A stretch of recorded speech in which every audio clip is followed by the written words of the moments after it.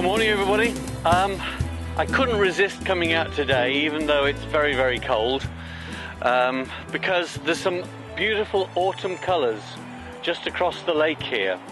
I hope you can hear me all right. There's a road up here which is quite noisy. So, what we have here is the remnants of autumn colour, and one of the difficult bits here is that the sun sometimes comes out, sometimes it goes in. So what I've got to do is work quickly, partly because it's cold, and partly because when the sun comes out, I want to remember where the sun shines and where the shadow is. And a particular thing I want to focus on today with you is the reflections in the water. And I want to show you very simple ways of getting that lovely water effect with reflections in the water. So, equipment, what have I got here? I've got my easel out, and I'm painting today on a slightly bigger piece of paper than I usually do.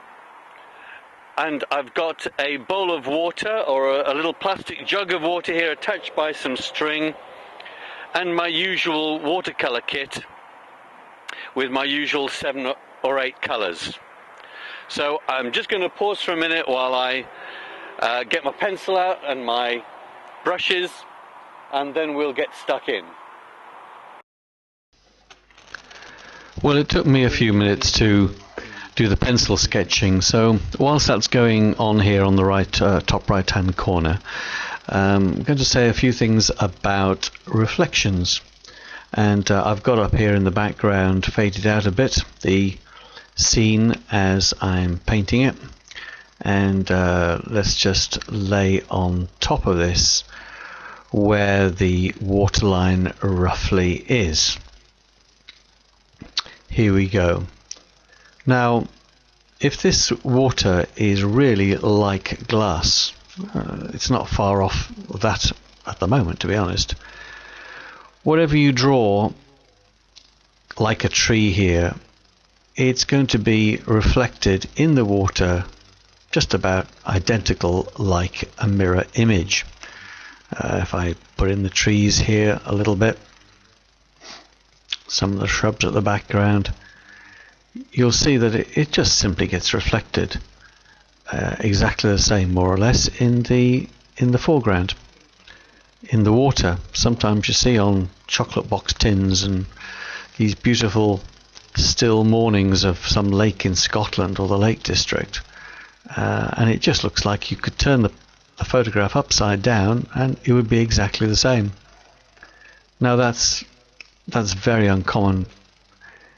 Usually there is some movement on the surface of the water, and that breaks up the reflection. So let's start again and see how it really works out in practice.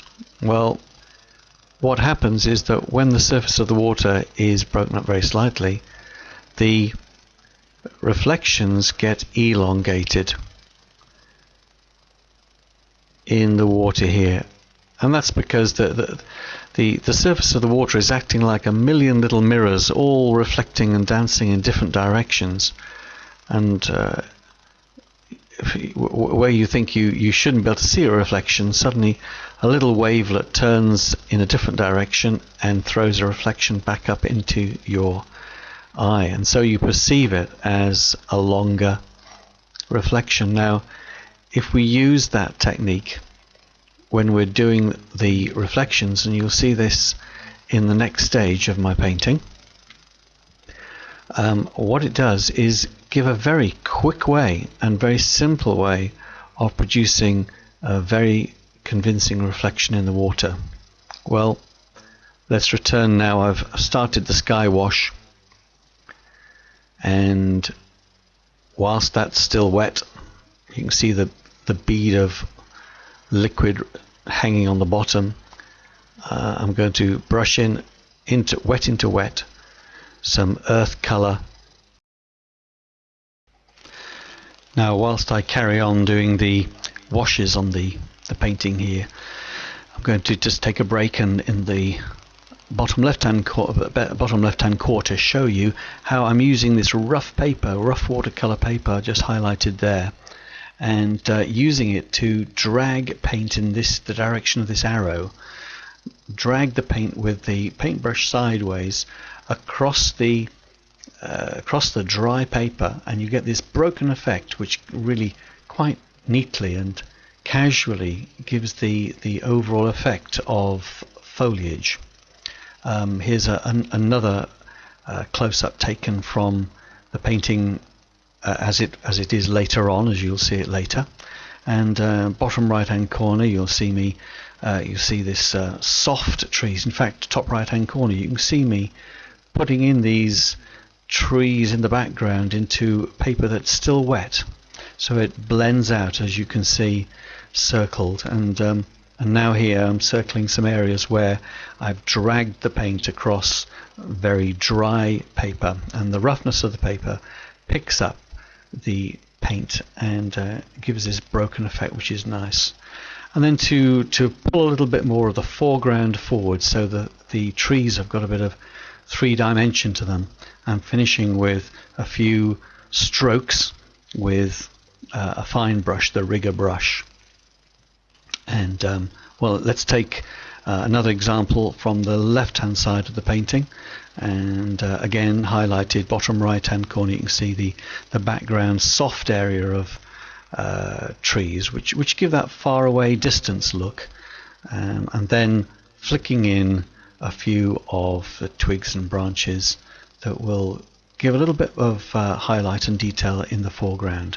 You can see I've got the old faithful toothbrush out again here and given it a little bit of the spatter treatment. Not too much, but just enough to liven up the foreground.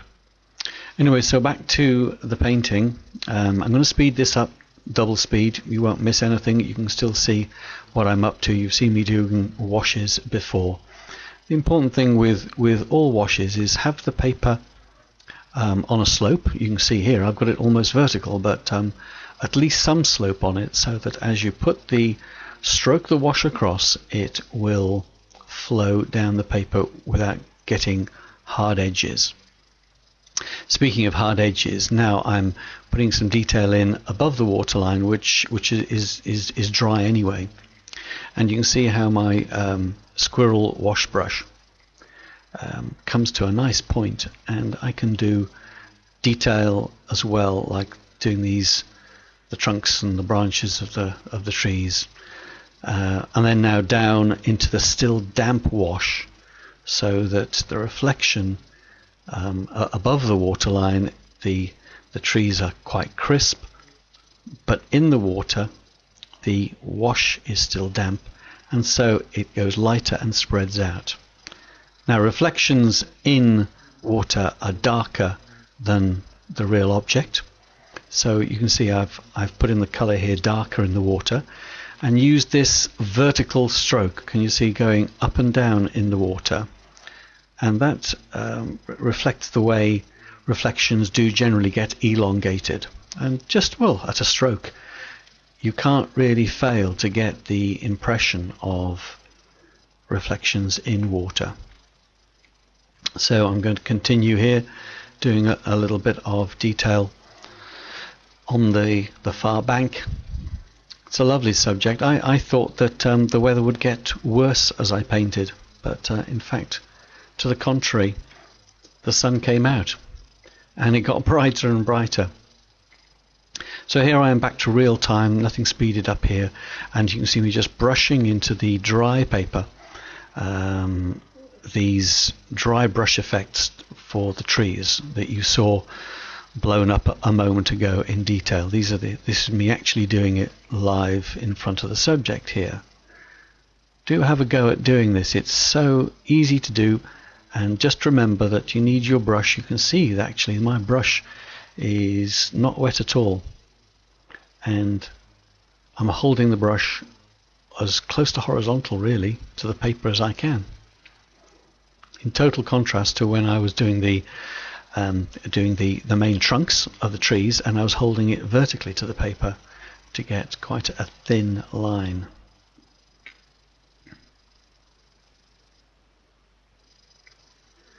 Well, I think I'm coming towards the end of my session on site here.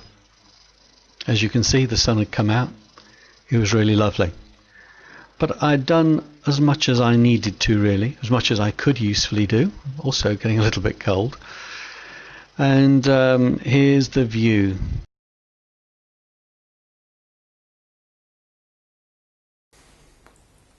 Well, I'm back in the studio now with this watercolour with the reflections which I started down by the lakeside a few days ago. Thank goodness it's a little bit warmer where I am now. I'm not going to complete the whole thing. What I would like to do is just concentrate on this issue of the reflections. Before getting onto that though, let me just say a few things about my equipment here. This is a pretty familiar layout. I've got my cool and my warm yellows, my cool and my warm red, my cool and my warm blue. I've added a little bit, just want to introduce you to another blue. This is cerulean blue and ultramarine blue. This is Windsor blue or phthalo blue, a very strong cool blue, which I'll use a little bit of just to show you how it works. My ultramarine brown, and here the designer's gouache permanent white. Now the purists say you shouldn't use this, but who cares? There are various other ways of making white in watercolour. One of them is scratching, one of them is masking out with a masking fluid. Personally, I think I would rather use some white than use a masking fluid, but that's a personal preference. Now then, just coming back to our picture for a minute, I want to strengthen these colours before I get onto the reflections, and what I've already done, you can see here, is I've taken out some of the colour. Now I may not have shown you how I do this, so when I picked up my brush off the floor, I'll show you how I do it. Essentially I want to take out a little bit more here, just wet it, and with a stiff brush like this it's very easy just to do this. Not too much, otherwise it'll damage the paper, and it just pulls some of the colour out. That will just help me now. If I just let that dry just a wee bit, I want to strengthen these colours. I just want them to be brighter. It's as simple as that. So now I've mixed up a yellow, a pretty bright yellow, and put this over these bushes here in the foreground that I want to be just a brighter yellow, and add some more red to give a pretty bright yellow, bright orange I should say, for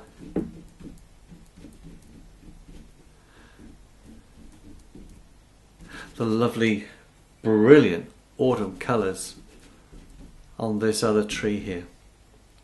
And perhaps just a little dab over here.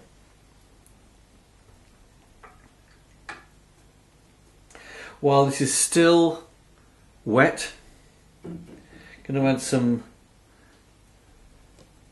burnt umber and some ultramarine blue, perhaps a little bit of this cerulean blue.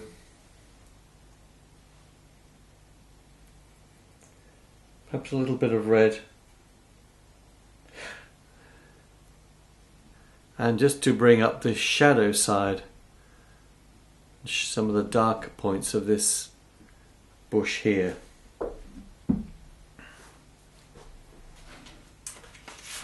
I have a photographic reference which I'm using here. Later on, after I'd finished painting, it really got very sunny, which was lovely, but by this time I was too cold and I was going home. This is where your reference photographs really come in handy.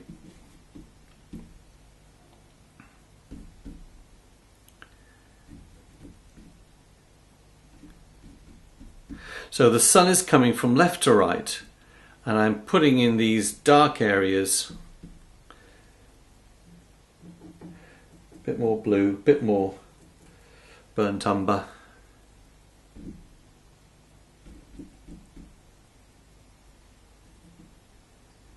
To put in these shadows just over here.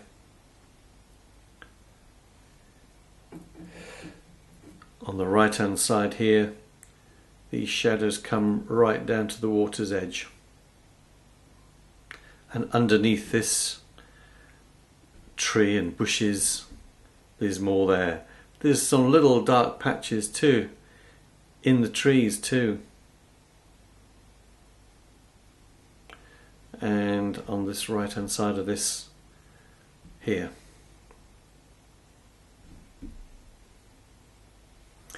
This background area, I'm not going to try and make it exactly the way it was in reality. I'm going to give it a little bit more of a bluey purplish tinge to get it to fade more into the distance. Generally speaking, things in the distance are bluier. Things in the foreground are warmer. So let's add a little bit more water, and this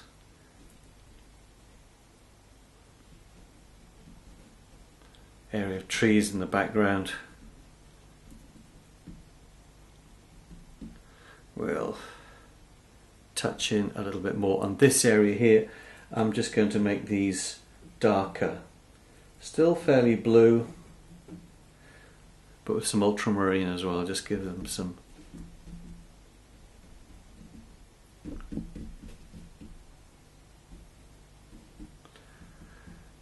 This is the moment to bring out one of my little toys. This is my spray, and if I want to soften these edges, very simple.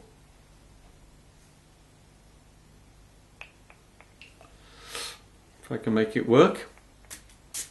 There.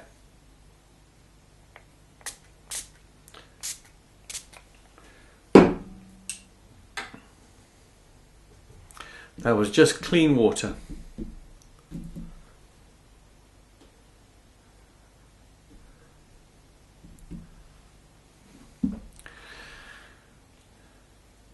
Whilst I've got this all here, I'm going to change to this Japanese brush. Mix up some really dark ultramarine and burnt umber,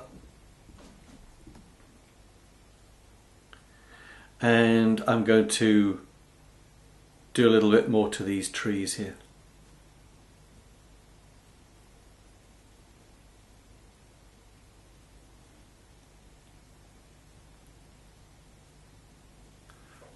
If I spray a little bit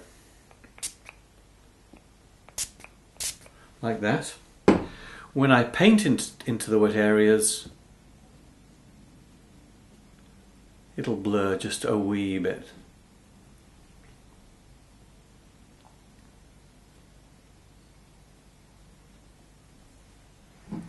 Perhaps I'll just do a little bit more.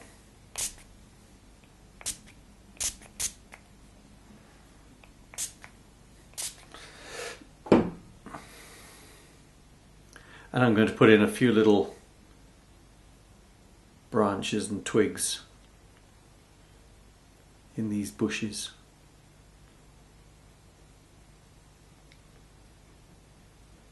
You can see I'm touching them in quite lightly. And as they come down to the water's edge, like this, I'll just touch in a little bit of reflection as well. Like that.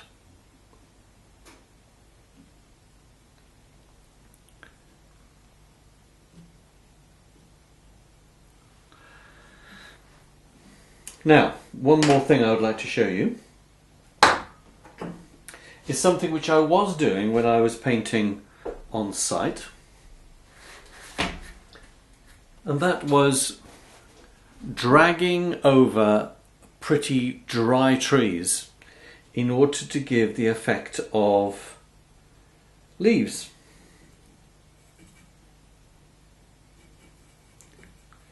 So let's do that again and dry out my brush, and then with this dry paper, which is quite a rough paper by the way,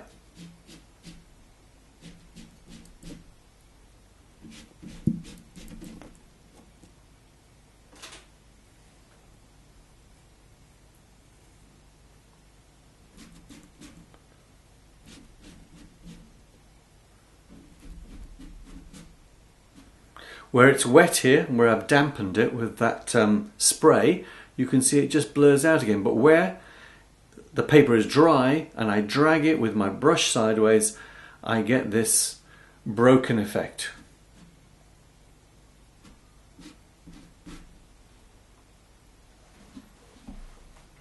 I could do the same in this lower area here. Dry it out. For some of these lower bushes here.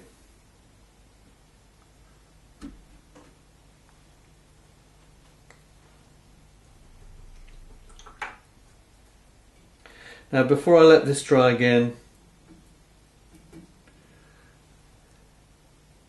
I'll demarcate the edge of the water a little bit more strongly.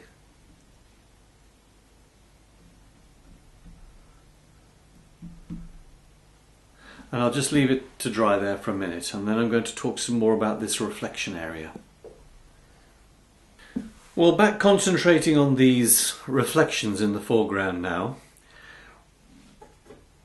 The light sky is always going to be, and it was a reasonably blue sky when I was painting this, will always be somewhat darker in the reflection. What I'm going to do is take a little bit therefore of this phthalo blue, or Windsor blue as it's often called. I'm going to add a little bit of ultramarine blue and a little bit of this brown that's got mixed in, that's fine. And oh, I should introduce you here to this brush that I'm using. This is called a Hake brush, obtainable in, yes, most good art shops. And it's very good for doing large washes, which I'm going to do here.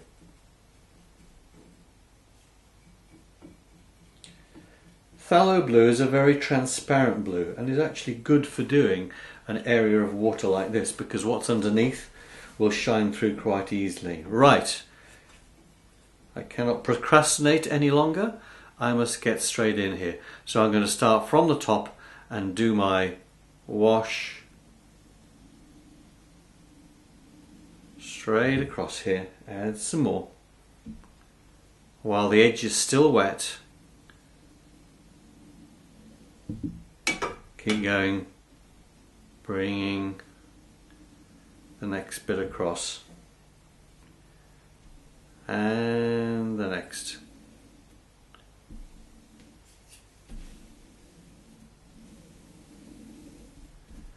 And now I've got to the end of the page. And now you can see this water is significantly darker than the sky, but I can still see the trees and the reflections through it. Whilst that's still wet, I am going to strengthen these reflections here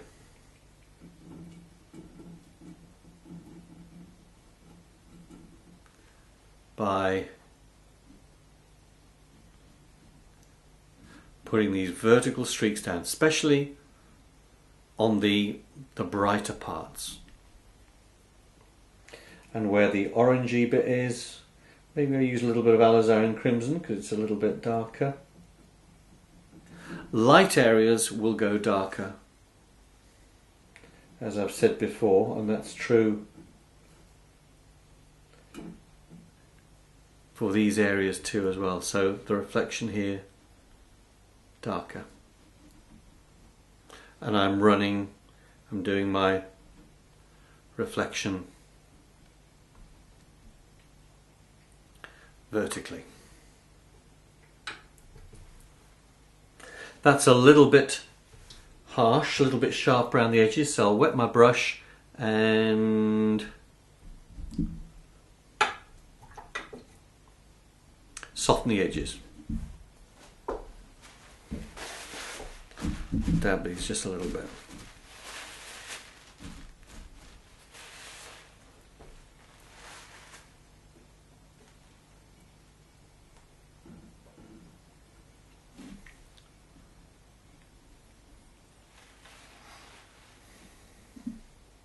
Well, now this water area that I put this blue wash on has dried off again, which is fine.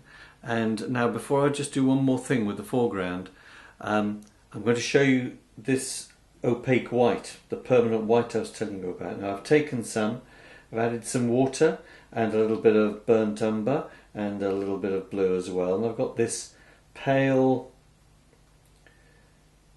brown, but it's opaque. And now I'm going to touch in some pale areas on the trees here, particularly the bits that, according to my photograph, which I'm going to refer to again, the sunlight is now hitting the upper parts of these branches. I think it needs to be a little bit more opaque. Add a little bit more white in. I'm using my rigger brush here.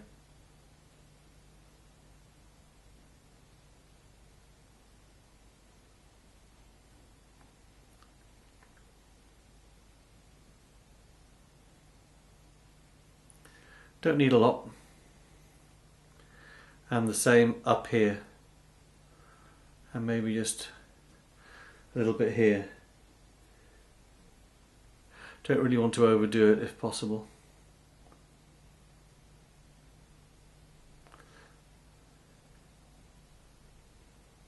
Maybe a few little bits. You can see how just a tiny little bit of opaque white or near white with some colour in it can just liven up a bit of areas that are catching the sunlight. Now that's it, that's enough. I'm going to stop just there. So that's just enough. Now to finish, what I would like to do is revert back to this white and put in some surface reflections on the water. Now for this I'm going to mix up quite a lot of my opaque white.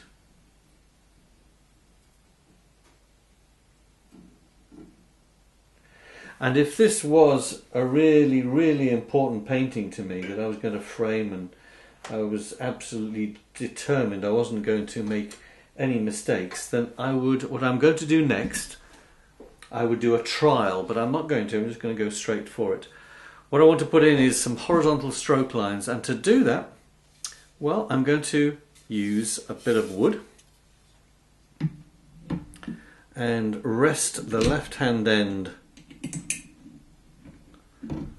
on the top of my paper clip, my bulldog clip. Let's lift it a little bit higher. And I'm just going to hold the other. So I want this to, why I'm doing this is that I don't want an absolutely rigid line, but I do want it to be horizontal. There is no such thing, as you know, as sloping water. So if I did it like that, it would just look absolutely dreadful.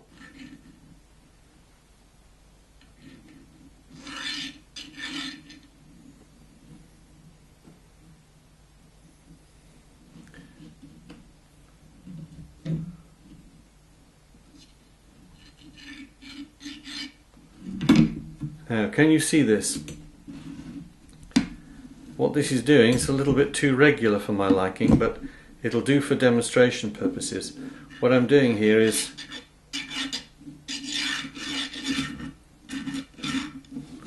I'm getting a little bit of reflection on the surface of the water.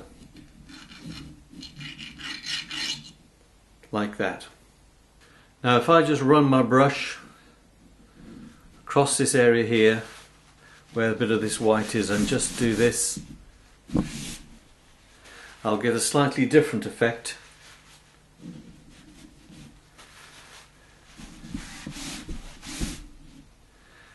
also hints at a bit of surface reflection. Now these are techniques which you have to play around with. These are tips and tricks which I've found really useful over the years. But I think overall, I'm not going to do any more than that, but I think overall what I've got here is soft reflections in the water which are running down in a streaky kind of way.